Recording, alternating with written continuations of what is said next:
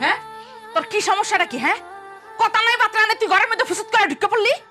আম্মা বিশ্বাস করেন আমি না আসি না, আমার শরীর একা একা চলে আইছে।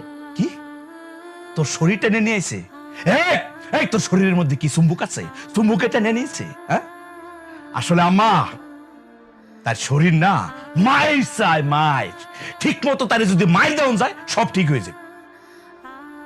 আসলে হয়েছে কি, আমার না মেলা খিদে লাগেছে। খাওয়াটাও সমস্যা না, ওই মাংস রান্না করেছেন তো গ্রানে আরো বেশি খিদে লেগেছে। আমার শরীর একা একা মানে টানে নিয়েছে।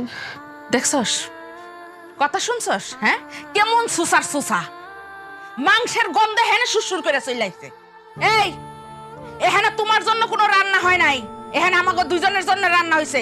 যাও তুমি আমার ঘর থেকে বাইরে হও, বাইরে হও কইলাম। কিছু কারণ রিসোর্স কে? আম্মা এরম করে কোসেন কেন? আমি কি কখনো মাংস খাইতে চাইছি? আমার তো মাংস পছন্দ না। এর আগেও যখন আপনারা বাড়ি 3-4 দিন না খাওয়া রাখিছে, আমি তো ভাত খাইতেও চাইনি, পানি খেয়ে থাকিছি।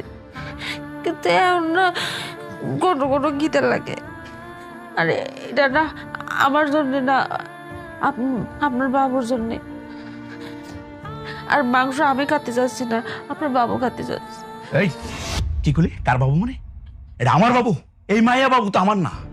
এই তুই আমার বংশ সম্পর্কে জানোস? হ্যাঁ আমার দাদা, তার দাদা, তার দাদা 14 গোষ্ঠীর বংশ পরম্পরায় প্রথম সন্তান হয়েছিল ছেলে সন্তান। খালি আমার বেলা হইলো তার উল্টাটা। আসলে কপাল বলা হইলো আমার। আমার তো মনে হয় এটার মধ্যে কোন ঝামেলা আছে। আম্মা তাই কি 6-7 মাস আগে তোমার না বললে কোন জায়গায় গেছিল? আমি হেরে কেমনে কইবা জান ক? আমি সকালবেলা উঠতে উঠতে তো দেখা যায় আমার 10-11টা বাজে যায়। এই ফাঁক দিয়ে যদি হ্যাঁ কোথাও যায় সেটা আমি কেমনে কম? তা কেমনি কইবা? তুমি তো কই যাচ্তা না, তোমার তো কোনো দায়িত্ব নাই। কেলেঙ্কারিটা তো আমার উপরে বসছে, আমি আর বুঝি। এই এই বাচ্চা আমার না, বেরো। যা যা, বেরো বেরো।